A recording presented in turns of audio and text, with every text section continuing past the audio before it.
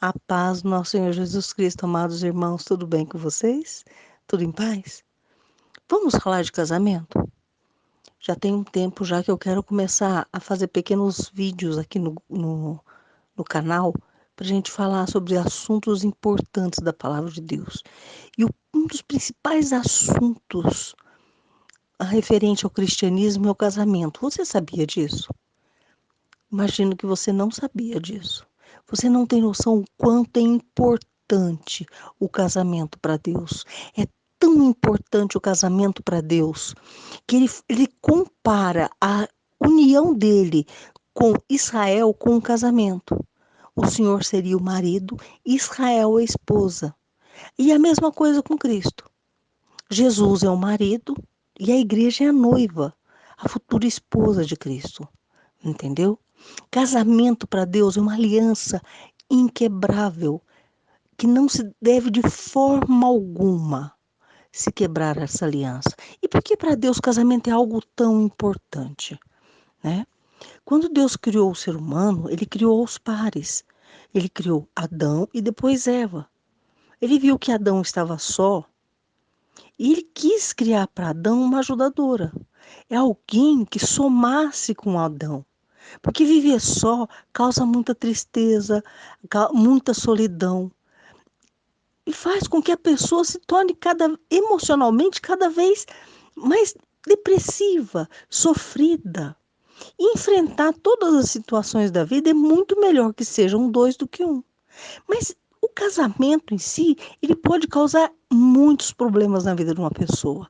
Então, ser casado de acordo com a palavra de Deus é a única forma de você realmente manter um casamento saudável.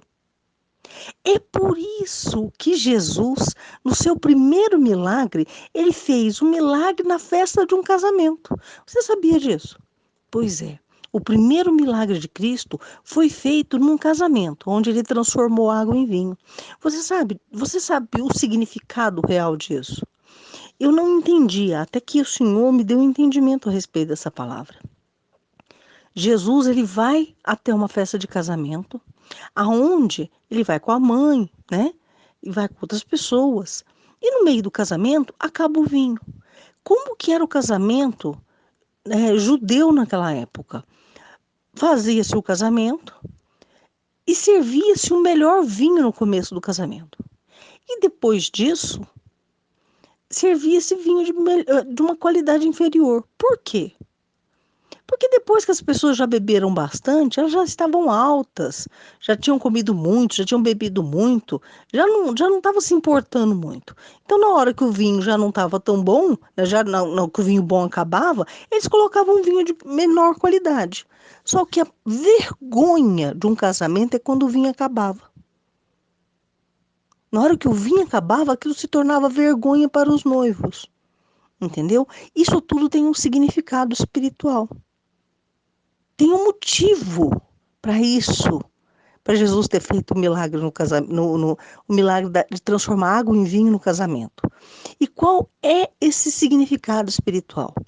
O vinho, ele representa a alegria, tá bom? Isso são significados de Deus, tá? Então, o vinho para Deus representa alegria. O vinho inicial, na festa de um casamento, ele não tinha qualidade, ele não era um vinho bom que todo mundo gostava. Isso representa a alegria do novo casal. Então, o vinho bom servido no primeiro momento da festa, né, representa aquela alegria inicial de um casamento. Os noivos acabaram de se casar, estão contentes, estão felizes por estarem juntos. Então, aquele casamento ele ainda está cheio de amor, de alegria, né? Ele está cheio de alegria e esse vinho representa alegria, não é? Só que com o passar dos anos, o casamento vai perdendo alegria. É por isso que na festa de casamento, lá no povo judeu, eles trocavam, na hora que acabava o vinho bom, eles colocavam um vinho de menor qualidade. Então Deus pega essa prática do povo judeu para explicar o casamento, entendeu? Né? Aí o que acontece? Na hora que servia o vinho de menor qualidade, que representa essa, com o passar do tempo, a alegria do casamento vai se perdendo. Não é natural? Depois de um certo tempo de casado, o casal já está meio assim um com o outro, não querendo ficar muito junto, já não conversa direito, qualquer coisa é motivo de briga, não é isso que acontece? Mas a vergonha do casamento é quando o vinho acaba. Na hora que o vinho acaba, significa que acabou a alegria. E aquele casal já não quer mais ficar junto. Já não tem prazer mais em ficar junto. É uma briga atrás da outra, tudo é motivo de briga. Um já não quer mais conviver com o outro, já não dormem mais juntos. Quando muito, ficam juntos de vez em quando. Muitas vezes, nesse momento, já está tendo adultério, esfriamento do casamento. E é neste momento, na palavra de Deus, que Maria, mãe de Jesus, ela aparece e chama Jesus e fala para o filho dela: acabou o vinho. Mas é interessante, essa passagem é muito interessante de se notar, porque Maria, mãe de Jesus, ela é muito rejeitada pela igreja evangélica, o que é um erro.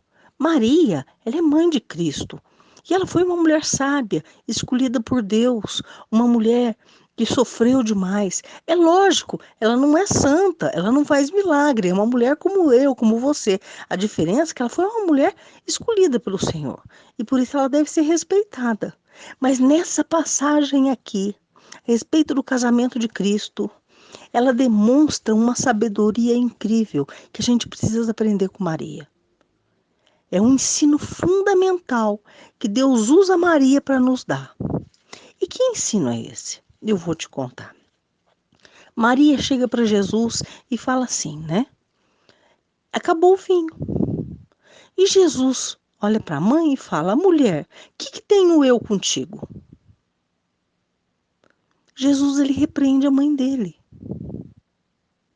Estranho isso. Muito estranho. Jesus repreendendo a própria mãe. Por que que Cristo faz isso? Porque Maria, sendo mãe de Jesus, ela tinha autoridade sobre ele. Então ela manda ele, na hora que ela fala para ele, acabou o vinho, ela estava querendo dizer assim, estava dando uma ordem para ele. Entendeu? E ela sendo mãe, ela não tem autoridade sobre o filho? Pois é, ela teria autoridade sobre o filho. Mas Maria, ela, como eu e como você, nós não temos autoridade sobre Cristo.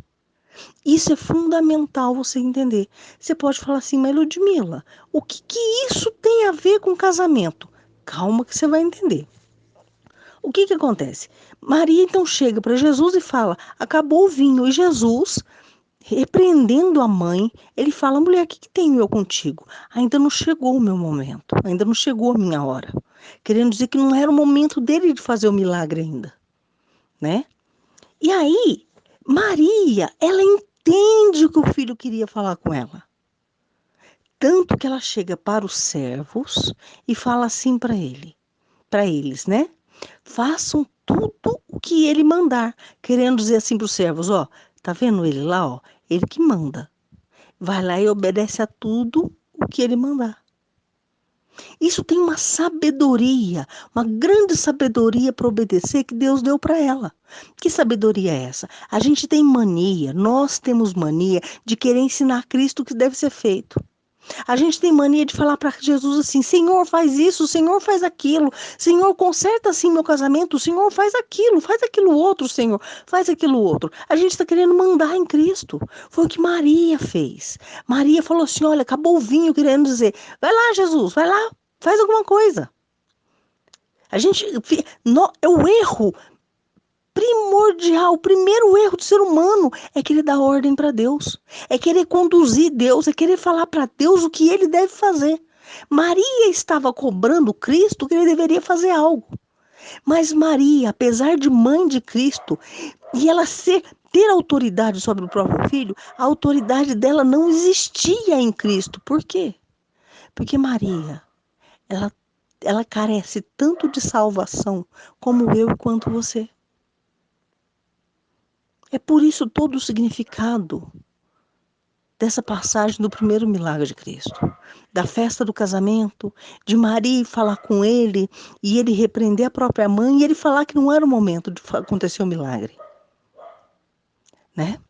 Porque Deus estava querendo mostrar para mim e para você que nem a própria mãe de Cristo tinha autoridade sobre ele. Não adianta você chegar para Cristo e falar, Senhor, faça isso, Senhor, faça aquilo. É um erro absurdo que acontece no meio do povo de Deus. A gente quer ensinar a Deus que milagre, como ele deve agir em nossa vida. E aí, quando Maria foi repreendida por Cristo, qual que é o comportamento dela?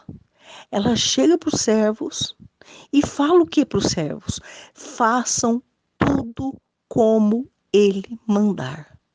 Olha o segredo aí, a sabedoria incrível que Deus deu a esta mulher, que ela compreendeu que ela estava dando ordem para Cristo. Ela estava mandando no próprio filho. E ela não tinha entendido ainda que ele era o Senhor, que ele é o rei. É ele que mandava, apesar dele ser o filho dela. Ela não tinha autoridade sobre ele. E o que eu tenho percebido no meio do povo de Deus é que as pessoas se comportam com Cristo como se mandassem nele, falando para ele o que elas querem para a vida delas. Senhor, faça isso, Senhor, faça aquilo. Senhor, eu preciso disso, Senhor, eu preciso daquilo. Mas as pessoas não se colocam diante de Cristo e perguntam: eis-me aqui, Senhor, o que queres tu que eu faça? O que o Senhor quer que eu faça? O que o Senhor quer de mim? Qual que é a tua direção para a minha vida? Na hora que Maria fala para os servos, vai lá e faz tudo o que ele mandar, sabe o que é incrível que aconteceu? É que Jesus tinha falado o quê? Que não era o momento dele fazer o milagre. Mas sabe o que é o mais interessante? Que quando ela aceitou a autoridade de Cristo e decidiu fazer aquilo tudo que ele queria, chegou o momento dele fazer o milagre. E ele falou o que para os servos? Vá lá, encha as talhas de água e venha até aqui. Ele deu uma ordem para aqueles servos. E o milagre começou a acontecer. Mas por que o milagre começou a acontecer? Porque Maria se submeteu ao próprio filho. Porque Maria saiu da posição dela de mãe para se tornar serva de Cristo. E é isto que falta para você. É isso que falta para mim, para a Igreja de Cristo. Esse é o foco da minha vida, é aprender a ser submissa a Cristo. Maria entendeu que para o milagre acontecer, ela tinha de se submeter à autoridade do Filho e fazer tudo conforme ele mandava. Ele é o Criador de todas as coisas, junto com o Pai e o Espírito Santo. Ele é a palavra, ele é o caminho, ele é a vida e a ele devemos nos submeter. E quando ela entendeu que ela tinha de ser submissa a Cristo e fazer conforme o que ele ensinava, o que ele mandava, o que ele queria, ela falou para os servos, vai lá e faz tudo que ele mandar. E aí Jesus começou o processo de milagre daquele casamento. Como? Ele falou, enche as talhas de água. E eles foram encher as talhas de água e voltaram. E aí Jesus fala, vá e sirva ao mestre de cerimônia. Nisso também tem um milagre fantástico, um entendimento fantástico para a tua vida. Mas eles foram lá, encher as talhas de água, levaram até Jesus e Jesus mandou levar até o mestre de cerimônia. Na hora que eles levam para o mestre de cerimônia, as talhas com água, a água foi transformada em vinho. E aquele vinho, o mestre de cerimônia provou e falou, mas nesse casamento é diferente. Todo mundo, coloca o melhor vinho no começo do casamento, porque aí todo mundo vai estar bêbado mesmo, na hora que esse vinho acabar, eles servem um vinho de inferior qualidade. E vocês não, vocês deixaram o melhor vinho para o final. E aí o milagre foi feito. O melhor vinho, a melhor alegria veio através do quê? Da submissão e da obediência a Cristo. É isso que está faltando no teu casamento. Mas falta mais uma coisa. Quando Maria fala para os servos, vai lá e faça tudo como ele mandar. O que Jesus falou para eles? Encha as talhas de água. É aí que está o milagre. O milagre também parte daí. Que parte do quê? Da água. Como assim? Água para Deus representa amor. Água. Sempre que você vê falando na Bíblia a respeito de água, Deus está fazendo referência a amor, amor de Deus, tá bom? Jesus ele fala o seguinte, também também em João 4 ele fala que ele é a água viva, né? Ele faz a comparação de que ele é o pão da vida e ele é a água viva. O que é o pão da vida? O pão da vida é a palavra de Deus. Nós não vivemos, nós não nos alimentamos na nossa vida espiritual sem comer a palavra de Deus, ou seja, sem obedecer a palavra de Deus. Agora, a água viva, que Jesus falou, eu sou a água viva representa o buscar a presença de Deus, a presença amorosa de Deus. É quando você busca a face de Deus. É quando você tem aquela busca pelo Espírito Santo. Você não vai buscar Deus por bênção. Você não vai buscar Deus, Senhor, me dá isso, Senhor, me dá aquilo. Não. Você vai louvar, você vai adorar, você vai buscar o colo de Deus, o amor de Deus. E num casamento, né? Porque essa passagem é referente ao casamento, né? Jesus ele fala para os servos, vai lá e enche as talhas de água. Ele está querendo dizer assim para mim e para você, né? Encha a tua vida do amor do Senhor. Busque a presença amorosa de Deus. Busque pela presença do Espírito Santo, pela face de Deus. Busque em louvor, em adoração. Busque a presença do Senhor. Né? Com o tempo, depois eu vou te ensinar, vou ver se num próximo vídeo eu vou te ensinar a buscar o colo de Deus, né? Que você buscar essa presença amorosa do Senhor, como um filho pequeno busca os braços do Pai, né? Então, é o buscar da presença de Deus. Então, quando ele manda encher as talhas de água, ele está querendo fazer essa comparação em que você passe a buscar na tua vida, no teu cotidiano, diariamente, só que isso é para sempre na tua vida, tá bom? Você está buscando essa presença amorosa de Deus, buscando a face do Senhor, buscando a presença do Espírito Santo. Né? Busca com todo o seu entendimento, com todo o desejo do teu coração, o estar na presença do Senhor. É tirar um tempo para você, para ficar com Deus. Buscar a presença de Deus. Pai, eu quero estar contigo. Pai, me abraça. Pai, fica comigo. Pai, me dá o teu colo. Sabe? Né? Então, Cristo ele fala para eles, né? Enche a talha de água. E como eles obedeceram a direção de Cristo, eles foram, encheram, e aí Jesus mandou eles levarem as talhas, e a talha foi transformada em um melhor vinho. Né? Então, aquele vinho primeiro que foi servido, e o segundo vinho, não tinha nada a ver com o terceiro vinho, que foi o vinho que Cristo fez a partir da água, dessa presença amorosa de Deus, né, que representa a presença amorosa do Senhor, né? É quando você aceita se submeter a Cristo, obedece a tudo que Ele te ensina e busca a presença amorosa de Deus. Porque nisso tudo ele vai estar te ensinando a como lidar com o teu casamento, a como lidar com o teu marido, com a tua esposa. Porque num casamento não existe magia, não existe, como eu vou te dizer, mágica, sabe? O milagre está em Deus unir o casal, sim. Mas não tem como um casamento funcionar se não tiver obediência à palavra de Deus. A mulher precisa aprender a ser sábia.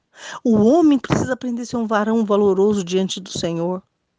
A mulher precisa aprender a ser submissa ao esposo. O marido precisa aprender a amar a esposa. Não adianta você achar que ai não, porque tem de me amar do jeito que eu sou. Ninguém é obrigado a amar ninguém. Se você tem um comportamento que afasta as pessoas de você, que machuca o teu marido, que machuca a tua esposa, você vai acabar ferindo eles, o teu marido ou tua esposa, e ele vai se afastar de você. As coisas vão começar a dar errado. Então o foco é você aprender que não adianta você ficar falando para Deus como ele deve agir. Fala para Cristo, faz isso, faz aquilo. Você precisa aprender a se submeter a Deus. Você precisa aprender com Deus aonde você está errando. Pai, aonde eu estou errando? Aonde que eu errei nesse casamento? Ai, não, mas é meu marido, é a minha esposa que erra. É ele que faz isso, é ele que faz aquilo. Mas não adianta, você precisa tirar o olho do seu, tirar o olho dos erros, dos pecados do seu marido, da sua esposa e olhar para os teus. Não é isso que Jesus ensina? Antes da gente querer tirar o cisco do olho do irmão, a gente precisa tirar a trave dos nossos olhos, senão nós somos hipócritas. Então, é hipocrisia você querer apontar o erro e o pecado do teu marido, da tua esposa, se você não está olhando para os teus próprios. Você precisa o quê? Focar em aprender a ser submissa a Cristo, em obedecer a Cristo, buscar essa água viva, essa água e encher tua talha, que é a presença amorosa do Senhor, buscando essa presença de Deus para tua vida, e Cristo fará um milagre no teu casamento. Ele transformará a água em vinho, e este vinho será muito melhor do que aquele vinho do início do teu casamento. Que vinho é esse? Alegria. Aquela alegria que você sentiu quando você se casou. Aquele amor que você tinha pelo teu esposo ou pela tua esposa. Tudo isso será renovado. Se você fizer como Maria, se você fizer como os servos. Ou seja, aceitar verdadeiramente se submeter a Cristo. Não dá mais ordem para Jesus. As coisas não são do teu jeito, mas de Cristo. Você precisa entender e aprender com Ele. Senhor, o que queres tu que eu faça? E neste momento, Jesus estará apto para fazer um milagre em tua vida. Mas não esqueça, você precisa aprender a buscar a presença amorosa do Senhor. Água viva. Água, a face de Deus. A presença do Espírito Santo para a tua vida. Buscar ter comunhão com o Senhor. Não focar a tua vida e ficar pedindo bênção para Deus. Ser mais um dos interesseiros que só sabem buscar Deus por bênção, por bênção, por bênção. Pedir, pedir, pedir, como sanguessugas. Pede, pede, pede, não. É aprender a obedecer a Deus, focar em pedir por santidade ao Senhor, focar em orar pela tua vida espiritual e buscar a presença do Pai, buscar a presença do Espírito Santo, de Jesus, estar perto do Pai, em conviver com teu Pai. O que um pai quer para um filho? Se você é pai, se você é mãe, o que um pai quer para um filho? Um pai quer conviver em amor com o filho, ser respeitado e ser obedecido pelo filho. É o que ele quer para esse filho. Porque o pai trabalha e sustenta o filho, cuida do filho. É isso que teu pai que está no céu quer para você. É isso que Cristo quer para você. Ter uma convivência de amor e comunhão contigo. Então invista na tua comunhão com o Senhor, em buscar a sua presença. Tira teu olho de ficar pedindo as bênçãos de Deus para tua vida. Tudo isso Ele tem para te dar. Busque o reino de Deus e sua justiça. E a todas as outras coisas vos serão acrescentadas. Vamos lá. Vamos juntos aprender a buscar essa presença amorosa do Senhor, e aprender a obedecer a Deus, e deixa que o Senhor fará um milagre no teu casamento. Eu te garanto que a alegria dessa última fase do teu casamento, agora com Cristo, sendo submissa a Ele, você vai ver que vai ser maravilhosa. O vinho será muito mais saboroso. A alegria do teu casamento não importa como esteja. Deus é poderoso para curar todas as feridas, tá bom? Eu vou orar por você e pelo teu casamento. Pai, eu dei a tua palavra às pessoas que ouviram esse vídeo. E eu peço, Senhor, som dos corações, dê a cura espiritual desses corações, Senhor, abatidos, dê a cura espiritual desses casamentos, Senhor. Venha avivar e renovar a união desses casais, Senhor, transformando, dá sabedoria, Senhor, para obedecer, sabedoria para te temer, mas também sabedoria, Senhor, para ensinar o próximo a te obedecer e te temer, e nos ajude em tudo isso. Vem dar o discernimento, o entendimento necessário para tudo isso, Senhor. Peleja em tudo isso, fazendo a tua vontade, dando a cura espiritual completa, Senhor, do coração. Dê a cura espiritual desse casamento, Senhor. Dê a cura espiritual desse casamento, mas dê a cura espiritual dos corações do casal, Senhor. Meu Deus, o Senhor vem unir esse casal, vem transformar, vem dar o entendimento necessário para que o milagre ocorra, Senhor. Vem ensinar essa pessoa a ser submissa a Ti, ela compreender que ela precisa ser como Maria, parar de querer dar ordem em Cristo, fazer aquilo que ela deseja, mas se ela renunciar a si mesmo e querer fazer a vontade de Deus, fazer a vontade de Cristo, obedecer, ser submisso, falando para o Senhor, Senhor, eis-me aqui. Me mostra o caminho que eu devo seguir. Qual que é a tua vontade para a minha vida? Vem pelejar em tudo isso, Senhor. Põe a tua mão, faz seu querer. Entra com providência, Senhor, para dar cura espiritual completa. Mostra o caminho que devemos seguir, guia-nos através do teu Espírito, que teu Espírito seja bom para nós e nos ajude a fazer a tua vontade, Senhor. Peleja em tudo isso, fazendo o teu querer. Eu ministro tua mão, tua vontade em tudo isso, Senhor. Em nome de Jesus, no propósito de atender a nossa oração com máxima urgência, Senhor, por amor de nós. Nós aceitamos, Senhor, faça somente a tua vontade e não a nossa, por amor de ti. Em nome de Jesus, Senhor. Amém. Amém, amados. Que Deus te abençoe. Deixe nos comentários o nome, o seu nome, o nome do seu cônjuge, deixe o nome da sua família para a gente estar intercedendo pela vida espiritual deles. Lembre-se, o nome, não peça bênçãos, nós oramos pela vida espiritual, tá bom? Não tenha o coração peludo, deixa o seu like, não custa nada deixar um like para ajudar o canal, não é verdade? É muito coração peludo não deixar um like no canal, não é? E compartilhe esse vídeo, porque são tantas pessoas que estão precisando de uma restauração no casamento, tá bom? Um beijo no coração, fiquem todos com Deus, a paz do nosso Senhor Jesus Cristo. Tchau, tchau.